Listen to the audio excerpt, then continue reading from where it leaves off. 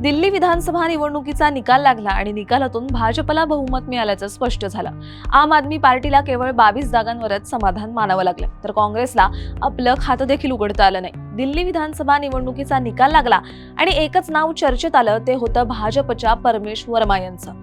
नवी दिल्ली विधानसभा मतदारसंघातून त्यांनी निवडणूक लढवली होती आणि सर्वात महत्त्वाचं म्हणजे त्यांच्या विरोधात आपचे माजी मुख्यमंत्री अरविंद केजरीवाल होते।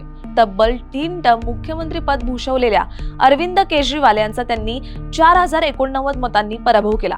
अरविंद केजरीवाल यांचा पराभव करणाऱ्या परमेश वर्मा यांची सध्या जोरदार चर्चा सुरू आहे। परमेश वर्मा ज्यांच्याकडे दिल्लीच्या मुख्यमंत्री पदाचा चेहरा म्हणून पाहिलं जातं, तर कोण आहेत परमेश वर्मा आणि त्यांचा राजकीय प्रवास कसा राहिलाय हेच आपण या व्हिडिओतून जाणून घेणार आहोत। नमस्कार, मी रुचिता आणि न्यूज अनकटच्या #राजकारणमध्ये आपलं स्वागत। तर सुरुवातीला म्हटल्याप्रमाणे परमेश वर्मा यांनी नवी दिल्ली विधानसभा मतदारसंघातून निवडणूक लढवली होती।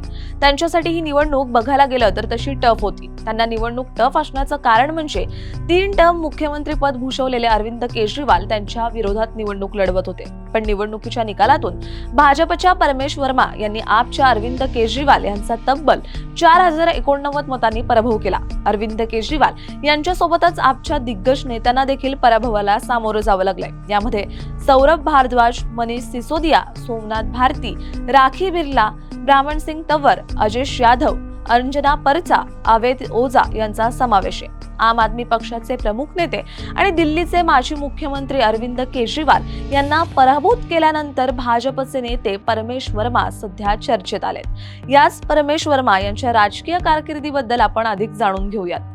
परमेश वर्मा हे दिल्लीतील पंजाबी आणि जाट समुदायाचा प्रमुख चेहरा म्हणून ओळखले जातात। ते दिल्लीचे माजी मुख्यमंत्री आणि भाजप नेते साहिब सिंग वर्मा यांचे सुपुत्र आहेत। त्यांचे काका आझाद सिंग देखील राजकारणातच होते। परमेश वर्मा यांनी आपल्या महाविद्यालयीन काळापासूनच राजकीय कारकिर्दीला सुरुवात केली। 2013 ची विधानसभा निवडणूक त्यांनी लढवली आणि खऱ्या अर्थाने ते राजकीय मैदानात उतरले। मोहरोली विधानसभा मतदारसंघातून त्यांनी आपच्या नरेंद्र सेजवाल यांचा पराभव केला। त्यानंतर 2014च्या लोकसभा निवडणुकीत पश्चिम दिल्ली लोकसभा मतदारसंघातून निवडणूक जिंकून ते खासदार झाले। 2019च्या लोकसभा निवडणुकीत त्यांनी काँग्रेसच्या महाबल मिश्रा यांचा 5,78,000 मतांनी पराभव केला, जो दिल्लीच्या इतिहासातील आतापर्यंतचा सर्वात मोठा विजय आहे। आपल्या खासदारकीच्या काळात परमेश वर्मा हे संसद सदस्यांचे वेतन आणि भत्ते या संदर्भातील संयुक्त संसदीय समितीचे सदस्य होते। तसेच त्या अर्बन डेव्हलपमेंट विषयाच्या स्थायी समितीमध्ये देखील होते। तर परमेश वर्मा हे त्यांच्या वादग्रस्त वक्तव्यामुळे कायमच चर्चेत असतात।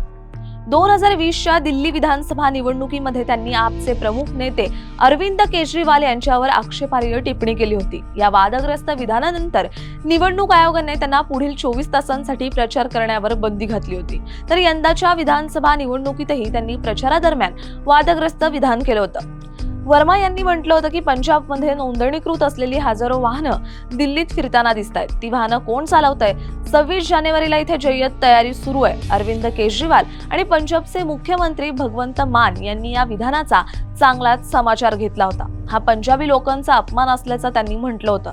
यासह परमेश वर्मा यांनी पंजाबी लोकांची माफी मागायला हवी अशी मागणीही आपने केली होती। परमेश वर्मा या प्रकारे अनेक वादांमध्ये आजवर अडकलेत, मात्र तरीही ते दिल्लीच्या राजकारणातील एक प्रमुख व्यक्ती म्हणून त्यांची ओळख आहे। तर परमेश वर्मा यांनी अरविंद केजरीवाल यांचा पराभव केल्यामुळे ते चर्चेत आहेतच, परंतु आणखी एका कारणाने ते सध्या चर्चेत आहेत आणि ते कारण म्हणजे त्यांचं नाव मुख्यमंत्री पदाच्या शर्यतीत आहे। सलग 3 टर्म मुख्यमंत्री राहिलेल्या अरविंद केजरीवाल यांचा पराभव केल्यामुळे त्यांना मुख्यमंत्री पद मिळण्याची शक्यता वर्तवली जाते। दिल्लीच्या मुख्यमंत्रीपदी परमेश वर्मा यांच्या नावावर शिक्कामोर्तब होणार का, हे आपल्याला येत्या काही दिवसात कळेलच। दिल्लीचा मुख्यमंत्री कोण होऊ शकतं याविषयी तुम्हाला काय वाटतं? तुमचं मत कमेंट करून सांगा। व्हिडिओ आवडल्यास चॅनलला सबस्क्राईब करायला विसरू नका।